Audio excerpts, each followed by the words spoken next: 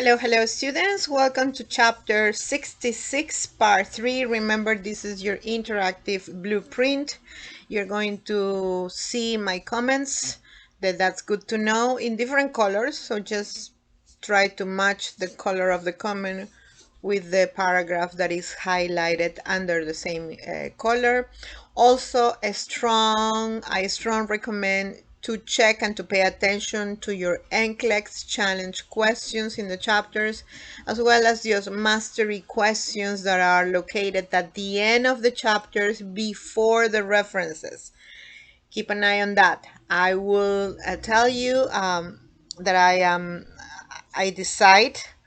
Okay, I might include questions from the chapters, questions from the test bank of this book, also questions from other books, test banks, but don't get scared. I personally review all the information that is tested in other sources, so that questions match the content of the book.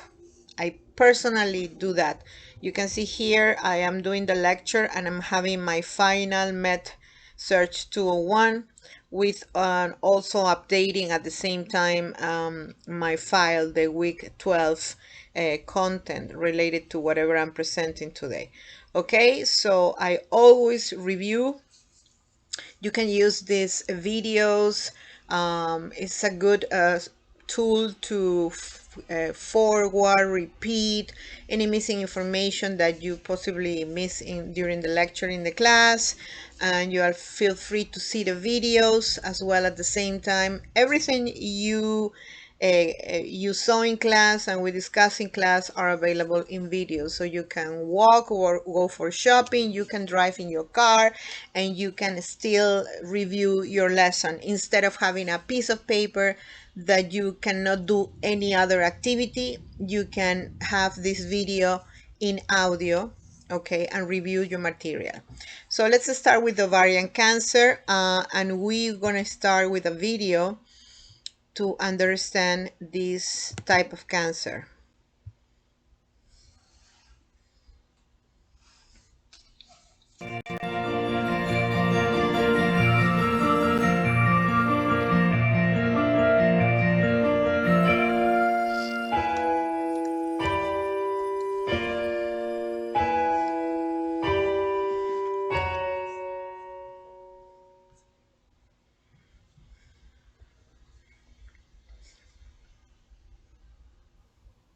The ovaries are the female reproductive glands. They consist of three types of cells: epithelial, germ, and stromal.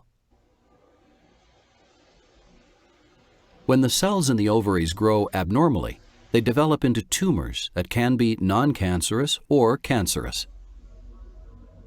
If cancerous tumors are not detected early, the cancer cells can spread from the ovaries throughout the pelvic region and continue to spread to the abdominal area and other organs. Determining the stage of ovarian cancer is very important in developing a treatment plan. At stage 1, cancer is limited to one or both of the ovaries.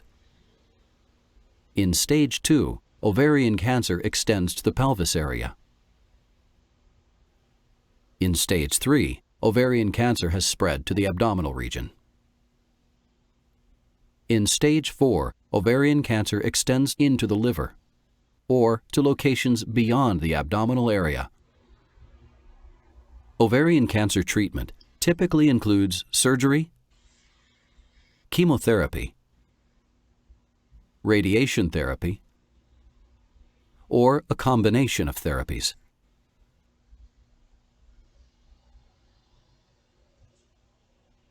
That's it. Okay, so now ovarian cancer is the leading cause of gynecologic cancer death and the second most common type of gynecologic cancer. We're going to talk about why is the leading cause of gynecologic cancer death. Ovarian cancer seems to be disordered growth in response to excessive exposure to estrogen. Estrogen causing different types of cancer in the female, especially the breast, the endometrium, the ovarian. Okay, pay attention to estrogen. This would explain the protective effect of pregnancies and oral contraceptive use, both in which interrupt the monthly estrogen exposure. Interrupts the monthly estrogen exposure, pregnancy, and the contraceptive use. Remember that during your reproductive years, the organ that provides the body with estrogen is the ovary in the reproductive years. In the menopause, postmenopause, there is no more estrogen coming from the ovaries, but the estrogen is coming from the adipose tissue, especially the abdominal area. I cannot repeat this enough. It's important to lose weight and to have the abdomen flat in order to prevent not only the gynecological cancers, but the breast cancer as well. Risk factor for ovarian cancer, middle to older age. You have the BRCA1 and BRCA2 gene mutations, infertility, because you know when the patient is pregnant, you have more estrogen available, so you reduce the amount of, you have less estrogen available, more progesterone. So that is protective. Difficulty getting pregnant, nulliparity, which is not pregnancy, history of endometriosis, history of breast, uterine, or colorectal colon cancer, especially Lynch syndrome, hereditary non-polyposis colorectal cancer, which is the colorectal cancer that does not have polyps, of Eastern European or Ashkenazi Jewish background. Some doctors to have some doctors recommend, okay, to have a risk-reducing bilateral salpingo oophorectomy. Salpingo relates to fallopian tubes and oophorectomy relates to the ovaries, okay, to improve ovarian cancer, to prevent ovarian cancer. So they recommend this type of procedures.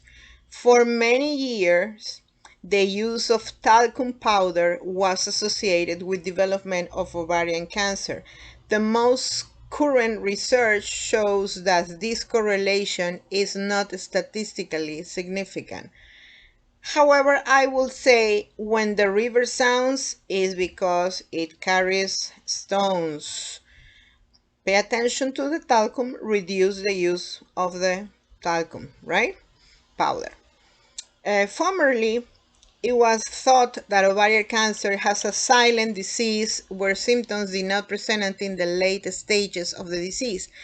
Evidence now shows that common symptoms of bloating, urinary urgency or frequency, difficulty eating, feeling full, and pelvic pain are often experienced very early.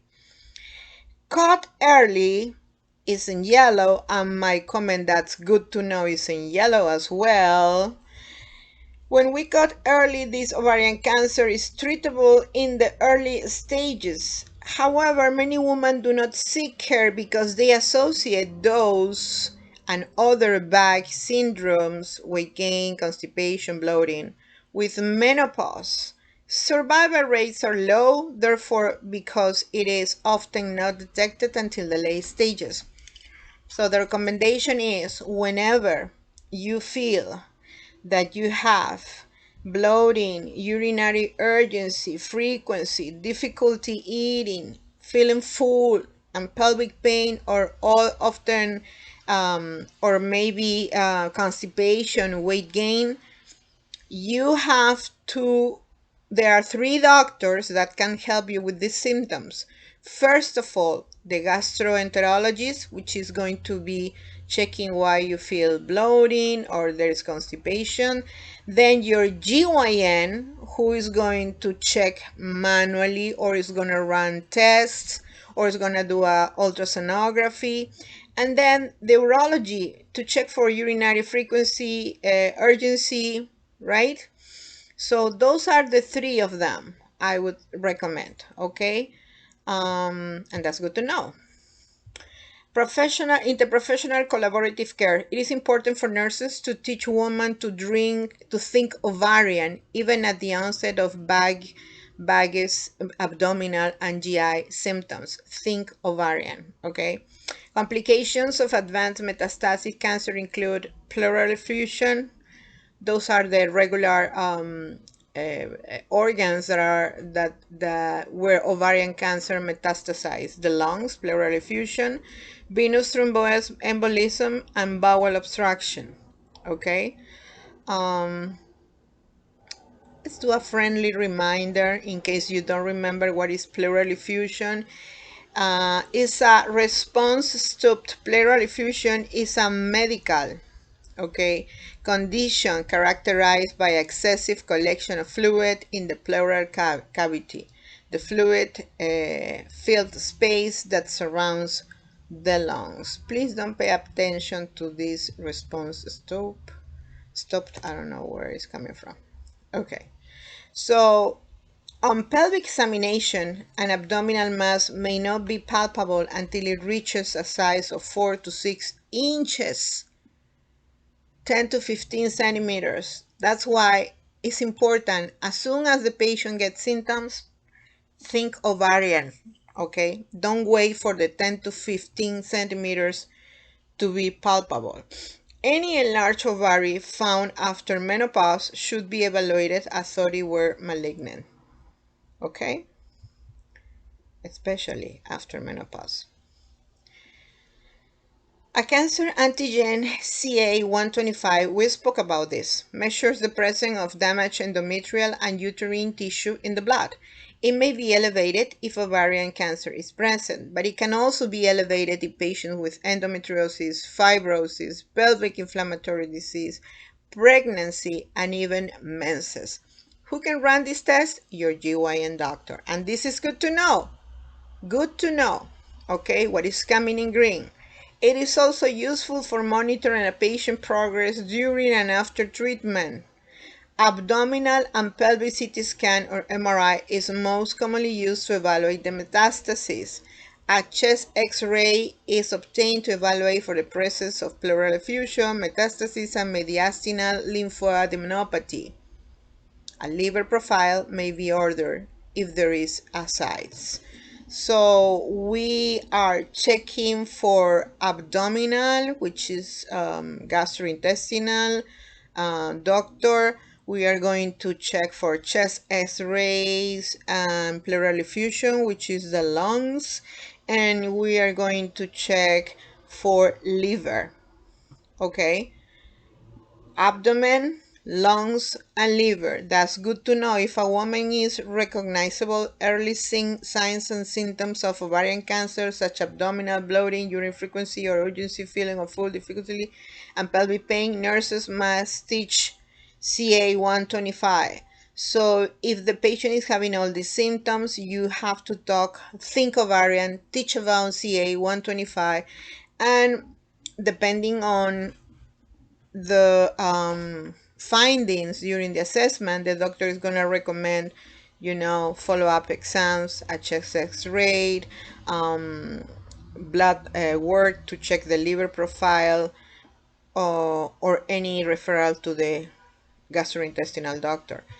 NCLEX examination question. Review this question, pay attention to those. Intervention, take action. Nursing care of the patient with ovarian cancer is similar to that for the patient with endometrial or cervical cancer. They are going to perform surgery first, followed by chemotherapy. Radiation may be used for treatment of metastasis, but is not used often for ovarian cancer alone as a treatment method. I repeat, radiation is not used alone. It's going to be an adjuvant treatment. So they are going to start with surgery, then chemotherapy, and then radiation. A total abdominal hysterectomy, bilateral Sampingo oophorectomy, removal of the ovaries and fallopian tubes, and pelvic and para-aortic lymph nodes dissection are usually performed. The para-aortic lymph nodes are the lymph nodes related to the aorta, We know that the aorta runs in the middle of the abdomen and bifurcates to the right and the left. Okay, so that's why they will do para-aortic lymph nodes dissection. Very large tumors that cannot be removed are the bulk reduced. These procedures can be performed via laparoscopic technique or robotic associated laparoscopy. And always the robotic is guided by a physician, it's not only a machine, okay? And this will decrease recovery time, minimize pain, and reduce postoperative complication. For any patient after abdominal surgery, assess vital signs and pain and maintain catheters and drains. Okay, like a regular surgery. Teach her the importance of anti-embolism stockings, incentive spirometer, and early ambulation. Early ambulation, no more than 24 hours or even the same day after a few hours, depending on the type of surgery. Patient must be walking, walking. I remember a patient having dermoids. I think I made a comment in the class. And the patient was having the bilateral dermoctomy removal. And after 4 to 6 hours post-surgery, the patient was ambulating immediately. And it was done laparoscopic and it was sent home the same day.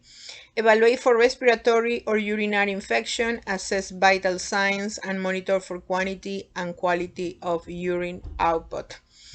Okay, care coordination and transition management. Teach patient discharge to home to avoid tampons, douches, and sexual intercourse for at least 6 weeks or as instructed by the surgeon. I don't think we should mention this is logic, is critical thinking, right? But you have to teach patients. You never know. Ovarian cancer has a high recurrence rate. I'm going to repeat. Ovarian cancer has a high recurrence rate.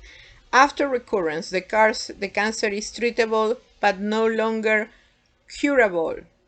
A once daily oral pill, Zejula, niraparib, is now approved for maintenance therapy, which is a type of treatment given after a favorable response to chemotherapy to keep ovarian cancer from recurring. So that's good to know. It's treatable but no longer curable. What do you think this is? Why do you think this is happening? Because certainly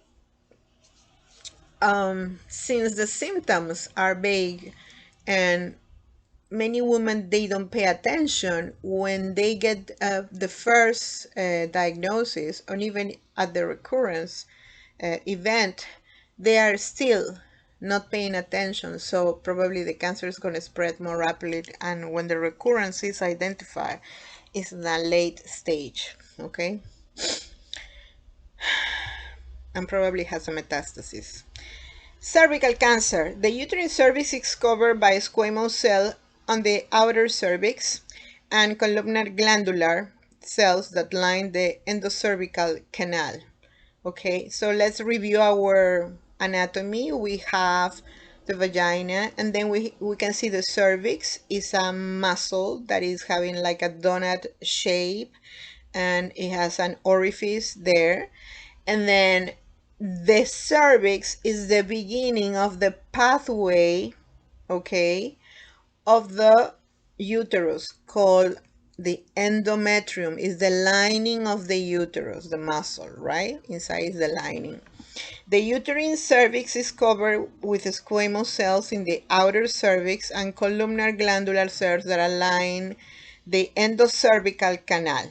As I told you, the donut shape is covered with squamous cells, while the endocervical canal is covered with the columnar glandular. Papa Nicolau test sample cells from both areas as are screening tests for cervical cancer. The squamous cells, the squamous columnar junction is the transformation area. Let me repeat. The squamous columnar junction, meaning between the cervical and the endocervical canal, is called the transformation zone where most cells abnormalities occur. The adolescent has more columnar cells exposed in the outer cervix, which may be one reason that she is more vulnerable to sexually transmitted disease and human immune deficiency virus, the HIV. In contrast, in the menopause woman, the squamocolumnar junction may be higher up in the endocervical canal, making it difficult to sample for a pap test. Do you understand? So between the cervix and the endocervical canal in the transformation zone, young people, adolescent, the female adolescent, they have more squamocolumnar cells, right? And that put them in risk to have more STD infections. But in postmenopause, in postmenopause, menopausal women, this squamocolumnar area is not close to the cervix, but is more close to the end of the endocervical canal. That's why during the pap smear it's difficult to identify this type of disease.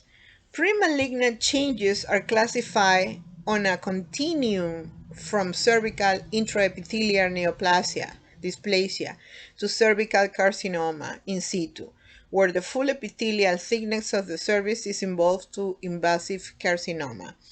Let's review the stages of cervical cancer at this point so you can have an idea of how this look like.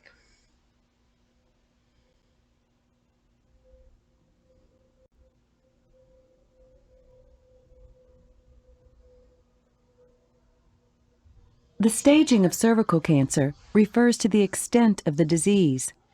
Doctors stage the disease according to the size of the tumor and whether it has spread to nearby tissues or other organs of the body. Stage 0 is not considered invasive because the cancer cells are found only in the top layer of cells of the cervix.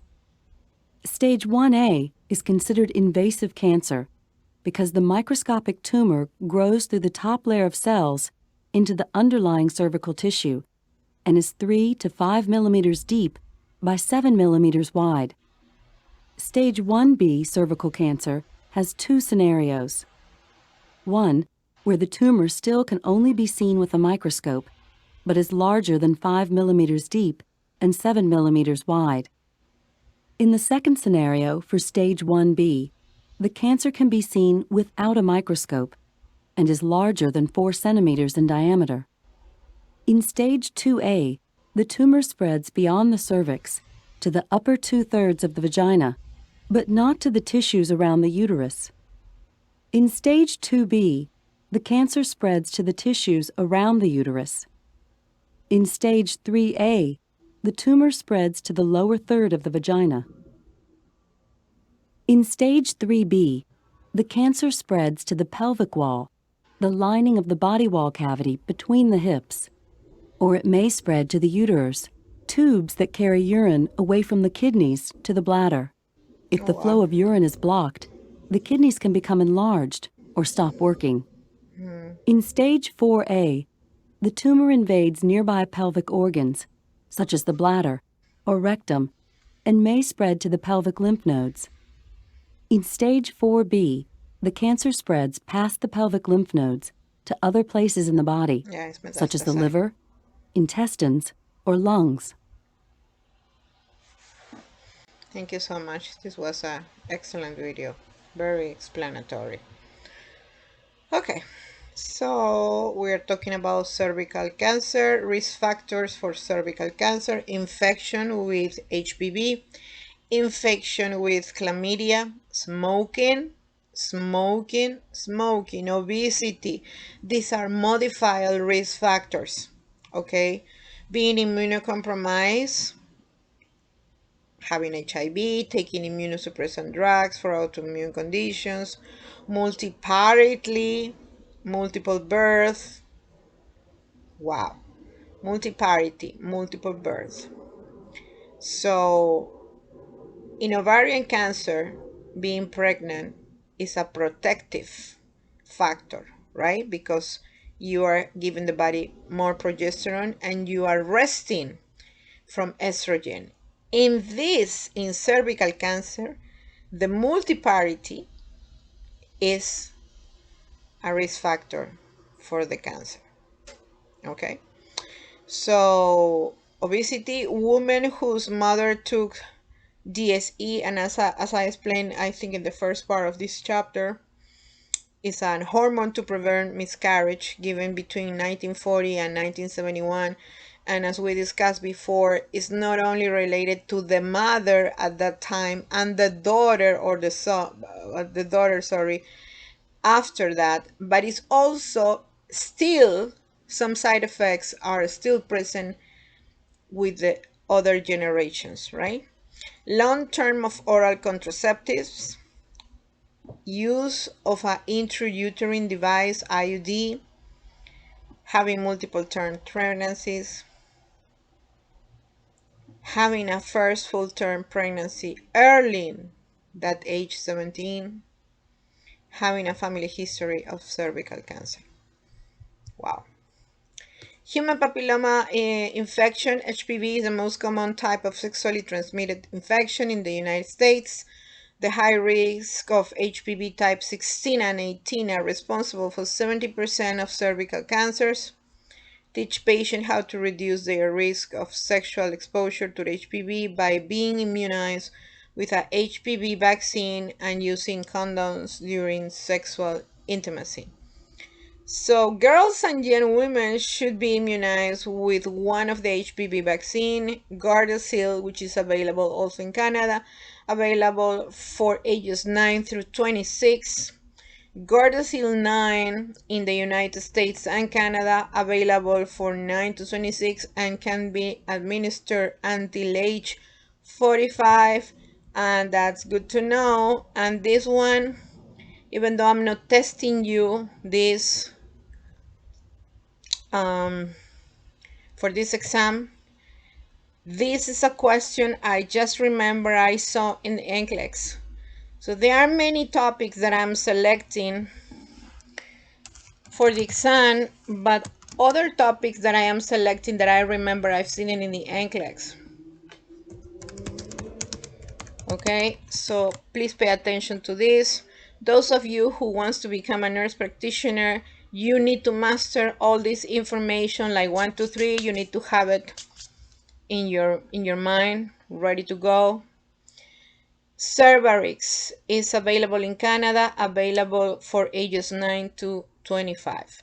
In addition to being immunized, women should be taught to follow the U.S. Preventive Service Task Force recommendations for Papa Nicolau test and HPV. As I told you before, please download the application. U.S. Preventive Services Task Force is going to give you the recommendations per age, and you have that available. So you, even if you are not a nurse practitioner, because nurse practitioners, we use that tool, you are able to know, my mom is 64, so what are the recommendations? I need to take her for the hypertension, for the colon cancer screening, for cardiovascular, this and that. Okay, even your breast mammographies are going to be there. Okay, the other application I will strongly recommend you to download is the CDC vaccine schedule. CDC vaccine schedule, for me, during these times, is a must-have application in your phone. So you're going to see the vaccine for children, for adults, for everybody.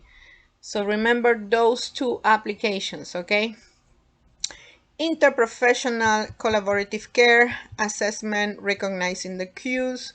The classic symptoms of invasive cancer include painless vaginal bleeding, which may be irregular or heavy, and bleeding after sexual intercourse.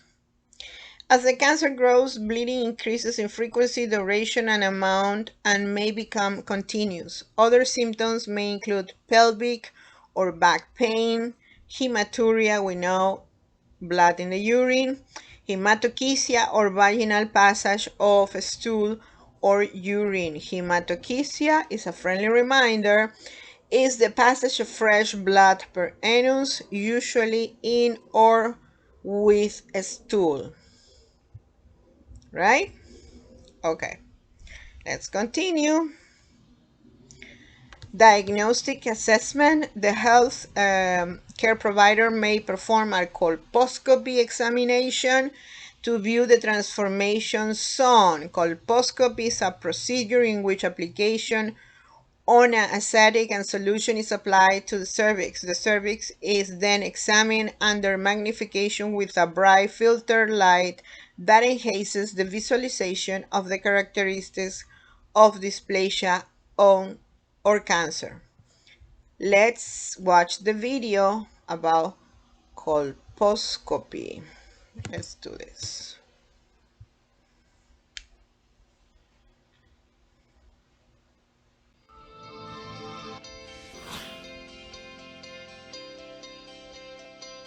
Colposcopy is a gynecological procedure to examine any abnormalities in the cervix, vulva, or vaginal area, including inflammation, injuries, or cancerous growth.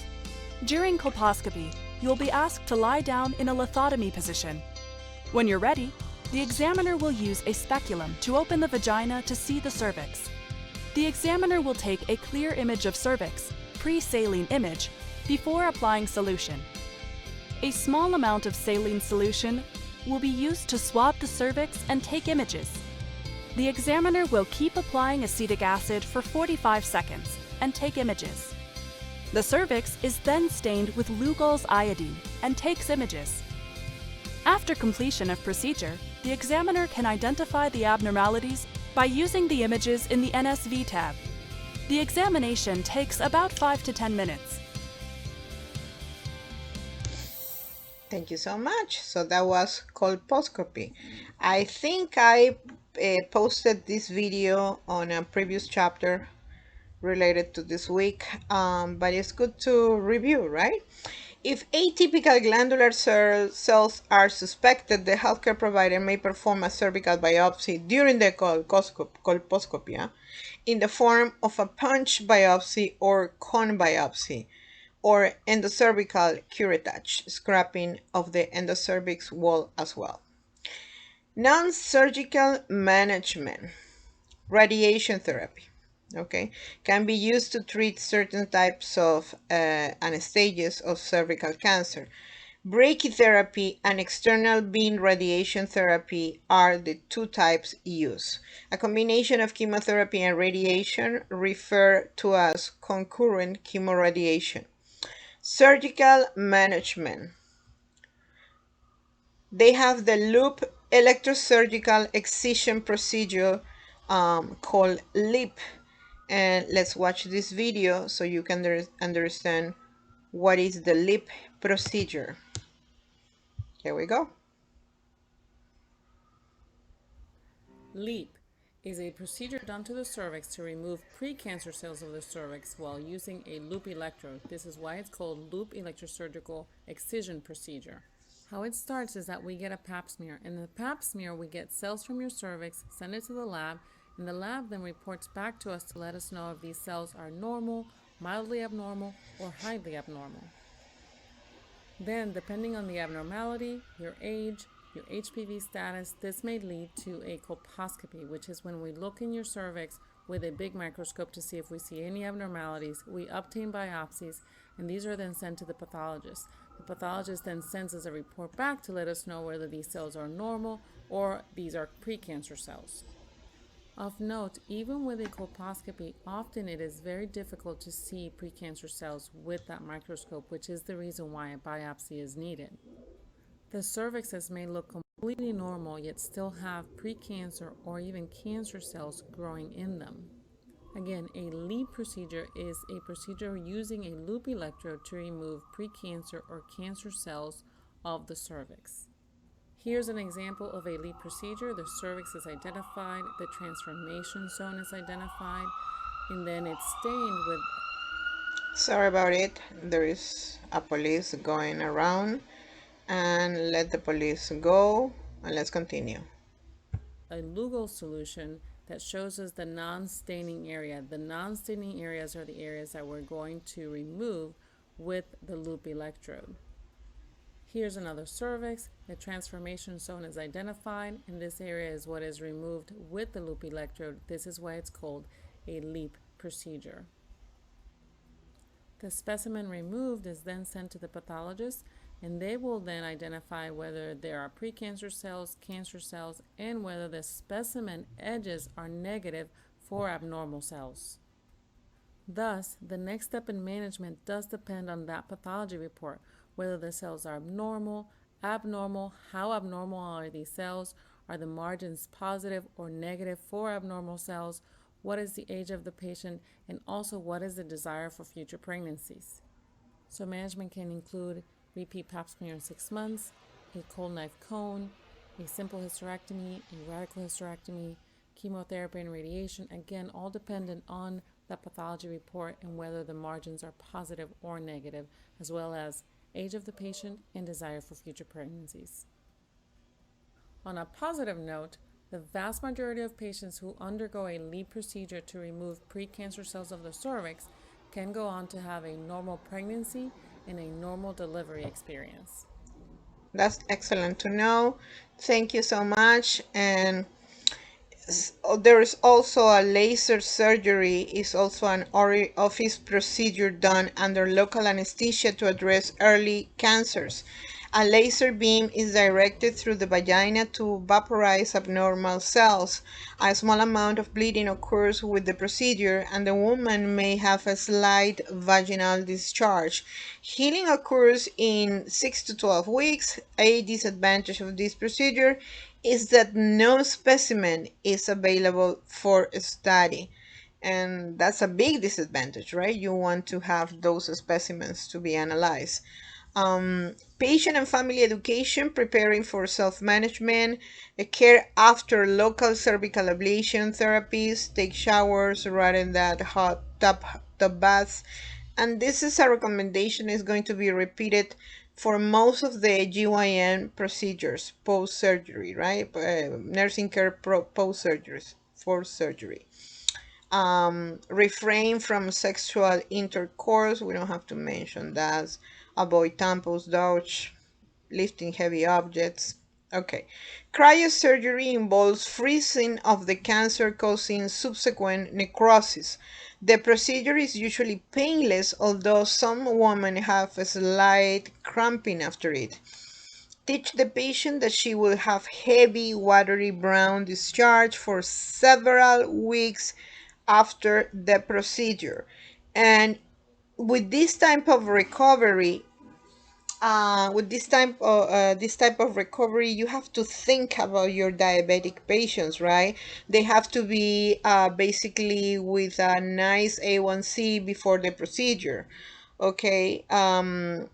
Especially if they are going to have a biopsy in form of the conization, right? It's very important. Let's move to vulvovaginitis.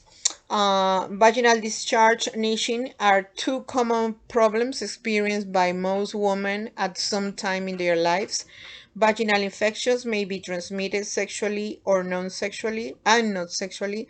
Gonorrhea, your GG, is because it's a green discharge, is gonorrhea, G of green, G of gonorrhea, GG. Syphilis, chlamydia, and herpes simplex virus infections are sexually transmitted infections, STI. Vulvovaginitis is inflammation of the lower genital tract resulting from a disturbance of a balance of hormones and flora in the vagina and vulva. It may be characterized by itching, change in vaginal discharge, color, or lesions. Pediculosis pubis, known as crab lice or crabs, are scabies, are parasitic infections of the vulvar skin that are sexually transmitted. So here you have kind of laid the graphic here of the loop electrosurgical excision. You have infections, yeast infections, you have chemicals, bubble baths and soaps, use of new or different laundry detergents. Other causes could be wearing tight-fitting clothing, wiping from back to front, introducing bacteria from a stool into the vagina. Some women may have a itch-crutch itch cycle in which the the itching leads to scratching, which causes excoriation, and then it must heal. As healing takes place, itching occurs again if the cycle is not interrupted. The chronic scratching may lead to the white thickening the skin of lichen planus. This dry, leathery skin cracks easily, increasing the risk for infection. So you need to assess for itching or burning sensation, erythema, edema, and or superficial skin ulcers. Interventions for vulvovaginitis depend on the specific vaginal infection. Proper health habits can benefit treatment. Instruct the patient to get enough rest and sleep. Observe good dietary habits. Exercise regularly and use good personal hygiene. Cold compressors can be recommended, as can a lukewarm sitz bath for 5 to 10 minutes several times a day. Topical drugs such as estrogen and lidocaine may be prescribed to relieve itching. Family and patient education related to prevention of vulvovaginitis. Feel free to review these. The most important points, I think, always wipe front to back after having a bowel movement or urinating. Use fragrance-free laundry detergent. You are more likely to get an infection if you are pregnant, have diabetes, take oral contraceptives, or are menopausal. Practice vulvar self-examination monthly. And if irritation is due to a yeast infection, fully take the prescribed drug treatment as ordered by the primary healthcare provider. Treatment for pediculosis and scabies. Apply a topical pediculite to the affected areas prescribed. Cleaning affected clothes, bedding, and towels. One good method is to put all this in the refrigerator, even your bedding, right, in the refrigerator, because this type of parasites, they don't live more than 24 hours away from the body, but also changes changes in temperature kills them. So if you decide to iron your bedding or your clothes, and other part of the bedding or clothes goes to the refrigerator, is gonna be good. Toxic shock syndrome. Toxic shock syndrome can result from leaving a tampon, contraceptive sponge, or diaphragm in the vagina. Other conditions associated with TSS include surgical wound infection, minor trauma, viral infection like varicella, and use of non-steroidal anti-inflammatory medications. Wow. An infection related to menstruation, menstrual blood provides a growth medium for Staphylococcus aureus, or less frequently group A beta hemolytic streptococcus, also known as Streptococcus pyogenes. Exotoxins produced from the bacteria cross the vagina mucosa to the bloodstream via the mucosal break or via the uterus. Don't use tampons, please. Well, TSS usually develops within 5 days after the onset of menstruation. Most common symptoms include fever, which remain elevated despite treatment, diffuse macular rash, myalgias, and hypotension. The rash associated with TSS often looks like a sunburn, and patients often develop broken capillaries in the eyes and skin. Pay attention to these symptoms, okay? So the fever that is not relieved by even the medication, this macular rash, the broken capillaries in the eyes and skin. TSAs due to Staphylococcus aureus also causes vomiting, diarrhea, thrombocytopenia, and confusion. TSAs due to a streptococcal infection can cause acute respiratory distress syndrome, coagulopathy, and hepatic damage. So that's the difference between the Staphylococcus and the Streptococcus. That's good to know. Change your tampons every 3 to 6 hours. That's coming in the exam. Use perineal pads, sanitary napkins instead of tampons at night. Avoid use of insertable contraceptive devices, and do not use tampons at all if you have had toxic shock syndrome. So you are welcome to read the full prevention of TSS. These are my remarks in terms of the most important key points. Treatments include removal of the infection source, such as tampons, restored fluid and electrolyte balance, of course, administering drugs to manage hypotension and IV antibiotics. Other measures may include transfusion to reverse low platelet counts and corticosteroids to treat skin changes. And with this, we are done with chapter 66, part 3. Remember to check not only the questions, but the mastery questions at the end of every chapter, and you have the solution of all these questions at the end of your book. Thank you so much.